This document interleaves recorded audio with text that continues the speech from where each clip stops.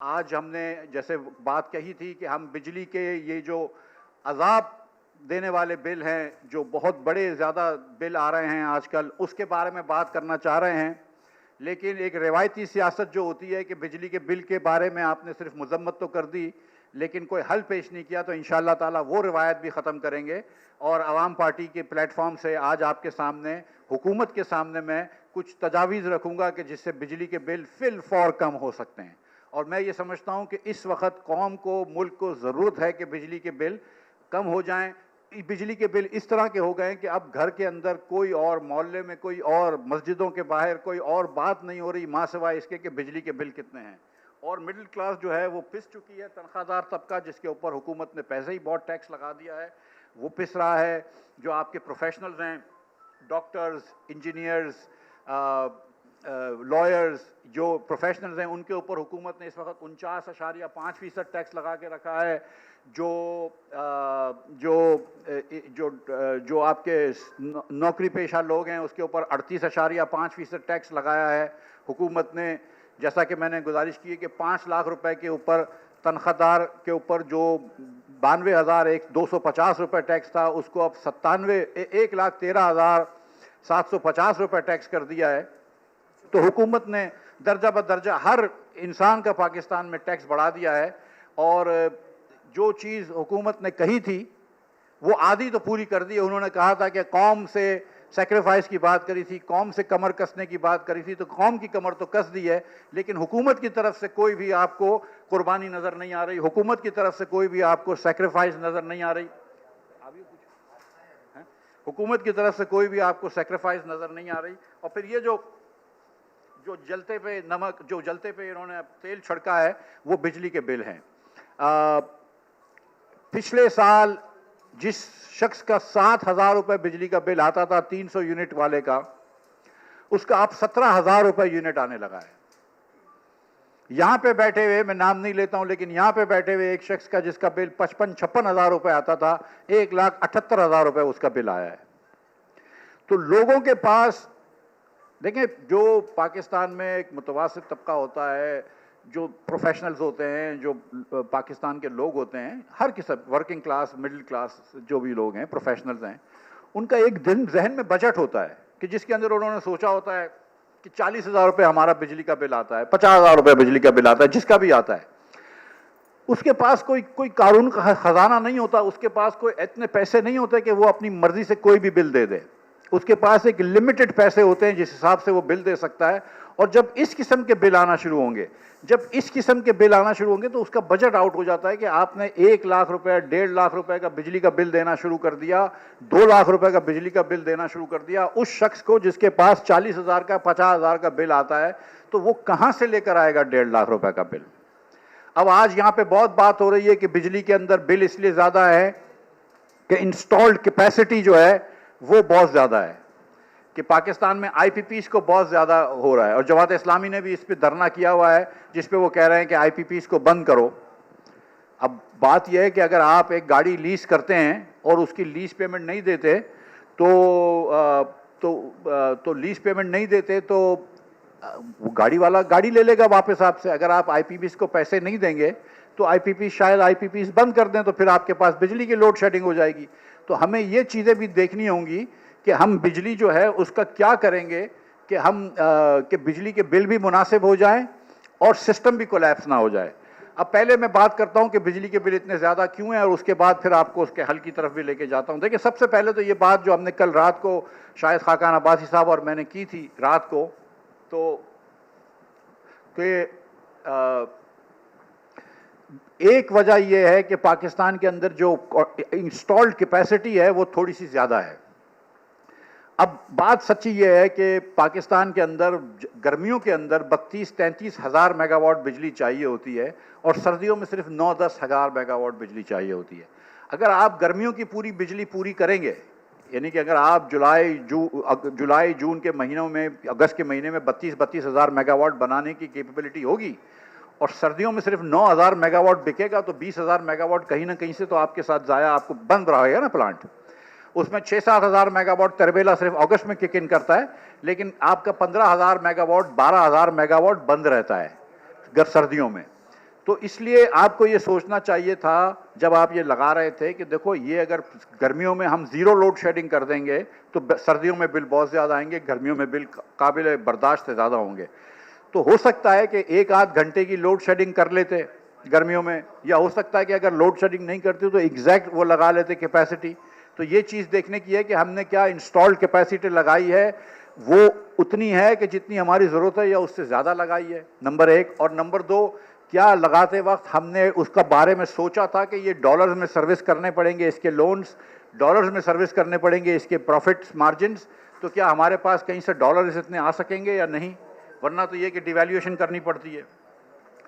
दूसरी बात जो है, जो कि बहुत ज़रूरी है, कि पाकिस्तान के अंदर माँ सिवाय जब शाहिद अब्बासी साहब वज़ीर आज़म थे तो उन्होंने एक रूल कर दिया था कि नेपरा कोई भी नेपरा का रेट नहीं देगा, प्लांट का बिडिंग होगी, कि हर जिसको भी प्लांट लगाना है उसको बिडिंग होगी और वो आपस में डिसाइड होगा बिडिंग के बाद, बोली के बाद के रेट क्या है, और जो कम से कम रेट देगा उससे हम प्लांट लगवाएंगे। अब 1994 से जो पाकिस्तान में दस्तूर चला आ रहा है कि वो एक फिक्स रेट देते हैं, हम 17% रिटर्न ऑन इन्वेस्टमेंट, और नेपरा डिसाइड कर देती है कि ये प्राइस होनी चाहिए, उस पर लोग लगा देते हैं और उसके हिसाब से लोग जो है वो बिजली के बिल दे रहे होते हैं। अब हम लोगों ने ये बात की है, शाहिद अब्बासी साहब जब वज़ीर आज़म थे तो इन्होंने ये चेंज कर दिया, उन्होंने कहा जो भी प्लांट लगेगा वो बिडिंग के बाद लगेगा, उससे आपको ना उससे आपको रेट ऑफ रिटर्न गारंटी करना पड़ता है, और दूसरा आपको प्राइस डिस्कवरी हो जाती है, आपको पता चल जाती है कि कम से कम किस प्राइस पे लोग लगाने के लिए तैयार हैं। ये जो कानून बना था 2018 में शाहिद अब्बासी साहब की वजारत उज़्मा में, वो कानून भी इमरान खान साहब ने आके चेंज कर दिया और ये उसी रवश पे चले गए जिस पे कि 1994 से ये काम चलता आ रहा है। तो वापस से हम आज जो है वो फिक्स रेट पे चले गए जिसको नहीं जाना चाहिए और ये बिडिंग पे लगने चाहिए। तो एक दूसरी वजह यह है कि जो आईपीपीज़ को हम ज़्यादा पैसे दे रहे हैं उसकी एक वजह यह है कि हमने फिक्स्ड उनको इन्वेस्टमेंट रिटर्न ऑन इन्वेस्टमेंट दिया है और हमने उनके बिडिंग नहीं करवाई है, तो हमारी प्राइस डिस्कवरी नहीं हो सकी। तीसरी वजह जो बिजली की ज़्यादा है वो ये है कि ट्रांसमिशन एंड डिस्ट्रीब्यूशन लॉसेस जो हैं वो हम कम नहीं कर पाए। आज भी नेपरा जो है वो कहती है कि 11% से ज़्यादा लॉस नहीं होना चाहिए सिस्टम में ट्रांसमिशन एंड डिस्ट्रीब्यूशन का, लेकिन जो हमारी डिस्ट्रीब्यूशन कंपनियां हैं वो 18% लॉस करती हैं। तो अगर वो आप नेपरा के बराबर ले आएँ या उससे भी कम कर दें, हमारे पाकिस्तान के अंदर ऐसे डिस्कोज हैं जो 7-8% डिस्ट्रीब्यूशन लॉसेस करते हैं, इस्लामाबाद मिसाल के तौर पे। तो अगर हम 7-8% डिस्ट्रीब्यूशन लॉसेस कर दें तो 10-10% जो है वो इनकी कॉस्ट कम हो जाती है बिजली बनाने की और बिजली तरसील करने की, जिससे कि बहुत फ़ायदा होता है। तो वो भी हुकूमत की एक नाअहली है जिसकी वजह से ये अब बिजली के बिल महंगे हैं। इसी तरह 10% बिल जो है वो हम पेमेंट कलेक्ट नहीं कर सकते, यानी कि वो बिल जिसको हम किसी सारिफ को या किसी को भी हम बिजली मुहैया कर रहे हैं, बिजली दे रहे हैं, हम उसको बिल दे रहे हैं लेकिन बिल नहीं मिल रहा हमको, लेकिन हम फिर भी बिल देते रहे हैं, तो उसका बिल भी जो बिल दहंदगान है वो दे रहे होते हैं। यानी कि आप उनका बिल भी दे रहे होते हैं जो दूसरे अपने बिल नहीं दे रहे होते, जो चोरी कर रहे होते हैं आप उनका बिल भी दे रहे होते हैं, जो लाइन लॉसेस हो रही होती हैं आप उनका बिल भी दे रहे होते हैं। तो हुकूमत को ये भी कोई सिस्टम लगाना हो, चाहे वो प्रीपेड मीटर का सिस्टम हो या इलेक्ट्रॉनिक ट्रांसमिशन ऑफ मीटर्स का सिस्टम हो, कि जिसकी वजह से ये मसला ख़त्म हो और बिल जो है वो लोगों का जो ना दे रहे हैं उसको बिजली ना मिले, ताकि बिल कलेक्शन बेहतर हो, और बिल कलेक्शन बेहतर हो तो बिजली का बिल कम होगा। उसके बाद कुछ खुसूसी मराद देवी होती हैं हुकूमत ने, जिसकी वजह से कुछ लोगों को किसको फ्री में बिजली मिलती है, कुछ को बहुत सस्ते रेटों में मिलती है। मिसाल के तौर पे आज़ाद कश्मीर में बहुत सस्ते रेटों पे मिलती है, बहुत जगहों पे ऐसे चीज़ें होती हैं। तो जो लोग बिजली के बिल सस्ते दे रहे हैं उसकी वजह से मिडिल क्लास लोगों के सारिफ के बिजली के बिल बढ़ रहे हैं। तो और उसके बाद घरेलू सारिफ के ऊपर बिजली के बिल के जो भी बिजली का चार्ज है उसके अंदर आपके बहुत सारे सरचार्ज हैं। आपका एक बिजली का बिल होता है, उसके बाद आपके बिजली के बिल के साथ साथ बहुत सारे टैक्सेस लगते हैं, और उस टैक्सेस लगने के बाद, उन सब चीज़ों लगने के बाद आपके ऊपर जो हुकूमत ने सर्कुलर डेट रखा है उसका जो इंटरेस्ट देते हैं हुकूमत, 3.5 रुपये 23 पैसे इस वक्त पर यूनिट आपको PHL के पैसे देने पड़ते हैं, एक सरचार्ज है। 1.5 रुपया एक और सरचार्ज है। क्वार्टरली एडजस्टमेंट चार्जेस देने पड़ते हैं, मंथली फ्यूल एडजस्टमेंट चार्जेस देने पड़ते हैं, एनुअल रीबेसिंग देनी पड़ती है, और ऑफ पीक और ऑन पीक प्राइसेस देनी पड़ती हैं। और ये सब देने के बाद ये सब देने के बाद डोमेस्टिक बिल्स पे 24% हुकूमत पाकिस्तान टैक्स लगाता है। आपसे 18% सेल टैक्स लेते हैं और 7.5% एडवांस इनकम टैक्स लेते हैं। मेरी ये गुजारिश हुकूमत पाकिस्तान से है कि इस वक्त फिल फॉर हुकूमत पाकिस्तान को जुलाई, अगस्त, सितंबर और अक्टूबर, ये 4 महीने जो कि ज़्यादा गर्मी के होते हैं, जहाँ आपके बिल बहुत काबू से निकल चुके होते हैं, ये 4 महीने अपना सेल टैक्स, मैं इंडस्ट्रियल सारिफ के ऊपर नहीं कह रहा हूँ हटाए, मैं कमर्शियल सारिफ के ऊपर नहीं कह रहा हूँ हटाएं, मैं कह रहा हूँ कि इन 4 महीने घरेलू सारिफ के ऊपर टैक्स हटा दे, income tax, advance income tax हटा दे और सेल्स टैक्स हटा दे। ये सिर्फ घरेलू सारिफ के लिए ये कर दें तो आप जो है वो बहुत ज़्यादा आसानी हो जाएगी। अब हुकूमत पाकिस्तान अगर ये टैक्स हटा दे तो आपके सबके बिल जो हैं वो तकरीबन 24% से कम हो जाएंगे। जो आपने टैक्स लगाए, सेल्स टैक्स 18% और 7%, 7.5% आपने इनकम टैक्स लगाया है। हुकूमत पाकिस्तान को इसका क्या नुकसान होगा? तो उसका नुकसान जो है वो जीएसटी पे हुकूमत 182 अरब रुपए जमा करती है, जिसमें डोमेस्टिक, इंडस्ट्रियल और कमर्शियल भी शामिल है, तो 15 अरब रुपए महीने के जमा करती है, जिसमें से आधे से कम पैसे जो हैं वो घरेलू सारिफ से जमा करते हैं। 6-7 अरब रुपए का हुकूमत को फर्क पड़ता है महीने का। 4 महीने छोड़ दें 24 अरब रुपए का फर्क पड़ेगा। इसी तरह इनकम टैक्स जो है वो महीने का 100 साल का 120 या महीने का 10 अरब रुपया जमा करती है। 4 महीने छोड़ दें 40 अरब रुपया, और अगर आप इसमें कमर्शियल और उनको इनकम टैक्स लगाएं और सिर्फ घरेलू सारिफ को छोड़ दें तो 20 अरब रुपए का फर्क पड़ता है। मैं आपसे बात कर रहा हूं कि 50 अरब रुपया अगर हुकूमत पाकिस्तान अपने टैक्स की वो आमदन कम कर दे तो इस वक्त बिजली का बिल घरेलू सारिफ का 24% से कम हो सकता है।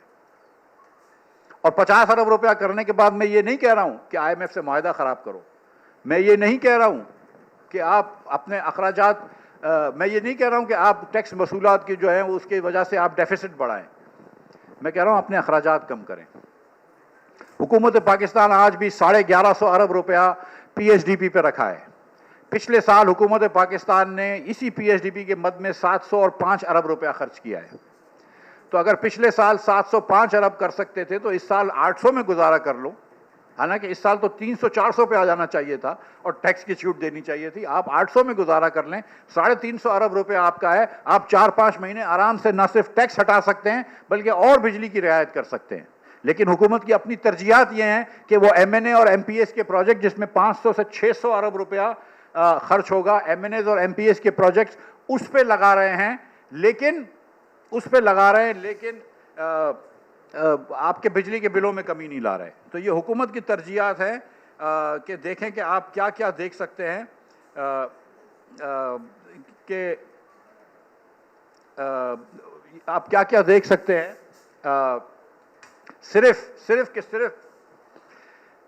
सिर्फ बिजली के बिल बढ़ाने के, कम करने की जो पहली तजवीज़ है वो ये है कि आप इनकम टैक्स और सेल्स टैक्स डोमेस्टिक सार्फिन से हटा दें।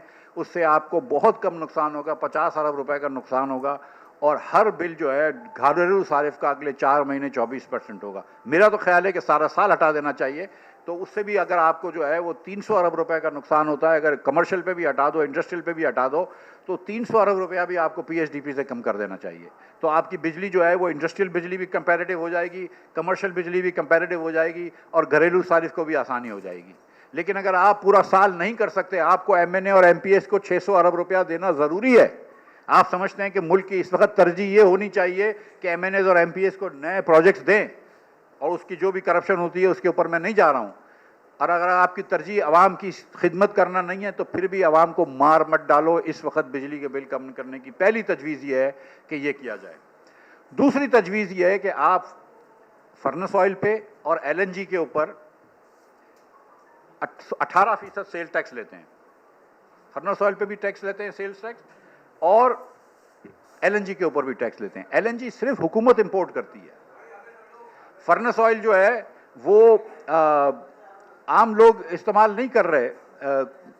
आप चले, आम कोई अगर इस्तेमाल कर लेता है फर्नेस ऑयल, प्राइवेट सेक्टर का इंटरेस्ट हो, तो आप उसको ना दें कंसेशन। लेकिन ये तो आप ज़रूर कर सकते हैं ना कि बिजली घरों में जो फर्नेस ऑयल इस्तेमाल होता है, ग्रिड के बिजली घरों में, ग्रिड कनेक्टेड बिजली घरों में जो फर्नेस ऑयल इस्तेमाल होता है, और ग्रिड कनेक्टेड पावर स्टेशन में जो हुकूमत के पावर स्टेशन है, बिक्की, बलोकी, हवेली बहादुर शाह और चिन्योट के पास मेरे ख्याल से चौथा लगा हुआ है।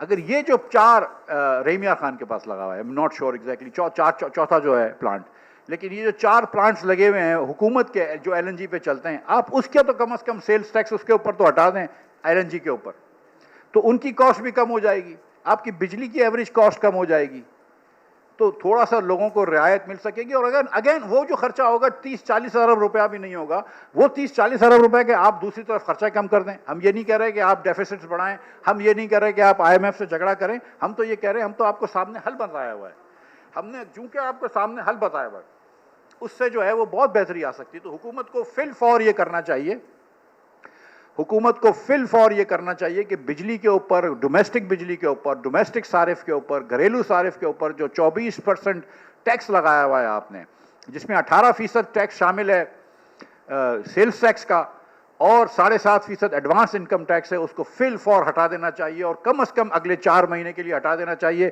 जिससे बिजली के बिलों में 24% की कमी आ जाएगी। ये सबसे पहला कदम उठाना चाहिए हुकूमत को। और ये 50 अरब रुपए का जो मैंने आपको गिनवाया था कि सिर्फ 50 अरब का भी नुकसान नहीं है, वो आप कम से कम आसानी से PSDB में कम कर सकते हैं। दूसरा, हुकूमत को उन चीज़ों के ऊपर टैक्स हटा देना चाहिए जो 2 चीज़ें मैंने बताई हैं आपको, फर्नेस ऑयल जो ग्रिड कनेक्टेड पावर स्टेशन में चलते हैं और ग्रिड कनेक्टेड जो LNG पावर स्टेशन में LNG चलती है, जो हुकूमत खुद इंपोर्ट करती है और हुकूमत ओन करती है पावर स्टेशन को, उनके ऊपर से सेल टैक्स हटा दो। फिर 30 से 40 अरब रुपए का नुकसान होगा आपका रेवेन्यू का, आप वो रेवेन्यू कम कर दें, लोगों के बिलों में कमी आए। तो लोगों के बिलों में आप 30% कमी ला सकते हैं सिर्फ अपने टैक्स हटा के। ये कोई छोटी बात नहीं है, लेकिन अगर आपकी तरजीह इस तरह हो तो आप ये कर सकते हैं। एक जो 2 बातें हम कल इधर जो है इंशाअल्लाह ताला कराची में के इलेक्ट्रिक के दफ्तर के बाहर गिजरी में एक अलामती प्रोटेस्ट करेंगे।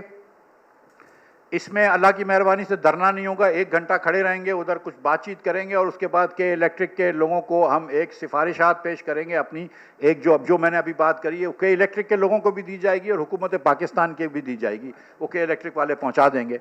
और उसमें 2 बातें तो यही करेंगे हम कि आप टैक्सेस हुकूमत कम करे, और दूसरी बात जो हम के इलेक्ट्रिक से करना चाहते हैं, और ये सिर्फ के इलेक्ट्रिक का मसला नहीं है, आप जानते हैं कि पाकिस्तान भर में ये मसला है कि ओवर बिलिंग हो रही है। आप देख लीजिए, और ये नेपरा से मैं गुजारिश करता हूं कि वो भी ये चेक करे कि जितने 195 और 200 यूनिट के दरमियान बिल आ रहे हैं एवरेज पे, स्टेटिस्टिकली ये उतने ही बिल 200 और 205 के दरमियान बिल आने चाहिए यूनिट के, या अगर 395 और 400 के दरमियान जितने बिल आ रहे हैं उतने ही बिल 400 और 405 के, 401 और 405 के दरमियान आने चाहिए। लेकिन ऐसा नहीं होता है। होता यह है कि जिसका 195 वाला किसी के बिल नहीं आते, 205 वाले आ जाते हैं, 202 वाले आ जाते हैं, 201 वाला आ जाता है, 401 वाला आ जाता है, 501 वाला आ जाता है और आपको अगले ब्रैकेट में डाल दिया जाता है। तो इसका नेपरा जो है वो एक नोटिस ले, और ये तमाम डिस्कोर्स से मैं गुजारिश करता हूं कि आप ये ओवर बिलिंग खत्म करें, ये 31वें दिन मीटर चेक करना खत्म करें। ये कल भी एक बात आई थी कि एक बिल्डिंग के अंदर एक साहब रहते हैं रणछोड़ लाइन के अंदर कराची में, 12-12 घंटे उनके घर पे लोड शेडिंग होती है, जिसका बिल एक कमरे के उसमें रहता है, जिसका 6,000 रुपए का बिल आता था, उसका 75 का और 56,000 रुपए का बिल आने लगा है। तो जब आप 56,000 रुपए के बिल देना शुरू कर रहे हैं, जिसका 6,000 का बिल आता था, तो कहीं ना कहीं तो सिस्टम में गड़बड़ है ना, ओवर बिलिंग कहीं ना कहीं तो हो रही है ना। तो ये स्टेटिस्टिकली आपको ये बात नजर आ जाएगी कि जितने बिल आपके 195 से 200 हों, उतने ही बिल तकरीबन 200 से 205 होने चाहिए। जितने बिल आपके 495 से 500 हों, उतने ही बिल 500 से 505 होने चाहिए। लेकिन आप ये देखेंगे, ये मेरा दावा है और नेपरा का ये जिम्मेदारी है कि ये देखे कि क्या 501 से 505, 201 से 202, 205, 301 से 305 के बिल ज्यादा हैं बनिस्बत 195 से 200, 395 से 400, क्योंकि वो बिजली के कंपनीज जो हैं वो अगले वाले ब्रैकेट में आपको डाल रही हैं। और दूसरी जो मैंने आपसे गुजारिश की है, आप इतने देखें कितना आसान है कि एक आपके पास मीटर रीडर आता है, वो देखता है कि 199, बोलता अच्छा मैं इस घर में थोड़ी देर से आके देख लूंगा, थोड़ी देर से आके देख लिया उसने तो 202 हो गया उसका यूनिट, शाम को देख लिया तो 201 यूनिट हो गया। तो ये बात जरा आपको देखनी होगी कि ये इस तरह का नहीं हो सकता, और हुकूमत को ये करना चाहिए कि जो 210, 215 यूनिट पे आ रहा है या 405, 410 यूनिट पे आ रहा है, उसको 400 यूनिट तक का वही रेट लगाएं और सिर्फ 10 यूनिट का महंगा कर दें। अगर वो 425 के ऊपर चले जाता है तो फिर उसको नए ब्रैकेट में लेकर आएं। तो हुकूमत को थोड़ी सी यहाँ पर गुंजाइश देनी चाहिए। तो तीन चीजें, और तो ये एक ओवर बिलिंग का मसला है और एक लोड शेडिंग का मसला है। देहाती इलाकों में, पाकिस्तान भर में, बिलखुसूस सिंध के अंदर और केपी के अंदर और दीगर जगहों पे बहुत ज्यादा लोड शेडिंग हो रही है। और शहर के अंदर भी उन इलाकों में जहां पे थोड़े से गरीब लोग रहते हैं, जहां पे जिनकी आवाज कम है, जिनका इतना कनेक्शन नहीं होता है, उन इलाकों में बहुत ज्यादा लोड शेडिंग हो रही है। लेकिन कमाल यह है कि लोड शेडिंग होने के बावजूद भी बिजली का बिल कम नहीं हो रहा है। आप 12-12 घंटे बिजली नहीं दे रहे, लेकिन बिजली के बिल उतने ही दे रहे हैं। तो हमारा मुतालबा तमाम पाकिस्तान की डिस्ट्रीब्यूशन कंपनी से है, लेकिन कल कराची के सामने, हम कराची के अंदर कराची इलेक्ट्रिक के सामने ये अलामती मुजाहरा करेंगे कि आप ओवर बिलिंग को रोकें और लोड शेडिंग को कम करें। और हुकूमत से हमारा मुतालबा है कि और बहुत सारे अवामिल हैं जिसकी वजह से बिजली महंगी है। जैसे मैंने आपसे कहा है कि TND लॉसेस जो है वो नेपरा के बताए हुए उससे 7% ज्यादा है। हमने बताया आपको, जैसे मैंने आपको बताया कि 10%, 8-10% बिजली के बिल कलेक्ट नहीं होते। कोई ऐसे फीडर्स हैं जहां 80-80, 90% बिजली के बिल कलेक्ट नहीं होते। आप उन जगहों पे बिजली दे रहे हैं जो कि बिजली के बिल नहीं दे रहे। उसका खमियाजा जो है वो देहंदगान भुगत रहे हैं, उसका खमियाजा हमारा मिडिल क्लास भुगत रहा है, उसका खमियाजा हमारा नौकरी पेशा आदमी भुगत रहा है। तो इन नौकरी पेशा लोगों को, इन मिडिल क्लास लोगों को रिलीफ देने के लिए आपको फिल फॉर अपने उसके ऊपर से टैक्स हटाना होगा। दोनों टैक्सेस हटाने होंगे, एडवांस इनकम टैक्स और सेल्स टैक्स घरेलू सारिफ के ऊपर, और LNG और फर्नेस ऑयल के ऊपर जो इनकम टैक्स है, सेल्स टैक्स है, वो हटाना होगा। उसके बदले उतने ही पैसे PSDP से कम कर लें। PSDP अगर 150 अरब रुपया कम हो जाएगा, हमारे MNAs और MP हजरात बहुत मुकद्दस है हमारे लिए, लेकिन अगर उनको 100 अरब रुपए की मराद कम मिलेगी तो कोई मसला नहीं होगा। हुकूमत पाकिस्तान ने, मैं ये बात करना जरूरी समझता हूं कि हुकूमत पाकिस्तान ने जारी अखराजात, मैं उसको निकाल देता हूं अपने इंटरेस्ट को, जो सूद आपको अदा करना है उसको निकाल दें, वो चलो फिक्स्ड है। जारी अखराजात में 24% इजाफा किया है। आधे अखराजात तो वो होते हैं कि जो आप तनख्वाहें लोगों की बढ़ाते हैं। आप लोगों की तनख्वाहें बढ़ाएं, जो मेहनत से काम करता है उसकी तनख्वाह बढ़ाएं। उनको तनख्वाह सही नहीं देंगे तो फिर वो रिश्वतें और दूसरे बाजार गर्म होते हैं। तो मैं तनख्वाह के ऊपर बिल्कुल ऑब्जेक्ट नहीं कर रहा हूं, लेकिन हुकूमत पाकिस्तान खुद ये कह रही है कि इस साल 15% इन्फ्लेशन होगा। तो जब 15% इन्फ्लेशन होगा तो 24% करंट एक्सपेंडिचर्स क्यों बढ़ाएं? आप रियल साइज हुकूमत की क्यों बढ़ा रहे हैं? आप हुकूमत की साइज कम करें। आपको तो 15% से ज्यादा एक्सपेंसेस नहीं बढ़ाने चाहिए थे। जब आप लोगों से कह रहे हैं कि सैक्रिफाइस दो, तो सैक्रिफाइस खुद भी तो दिखाएं। मसला ये है, और जो अवाम पाकिस्तान की जो बात हम करते हैं कि हमारे जो प्लेटफॉर्म है वो ये है कि पाकिस्तान की हुक्मरानी का निज़ाम बदलना है। और हुक्मरानी का निज़ाम इसलिए बदलना है कि यहाँ पे अवाम के मफाद को मुकद्दस नहीं समझा जाता, यहाँ पे अवाम के मफाद को आगे नहीं लेके जाया जाता। हर चीज़ को आगे लेकर आते हैं, वेस्टेड इंटरेस्ट को, एलीट इंटरेस्ट को, स्पेशल इंटरेस्ट को आगे लेकर आते हैं, लॉबीज को आगे लेकर आते हैं, माफियाज को आगे लेके आते हैं, पब्लिक इंटरेस्ट को नहीं लेके आते।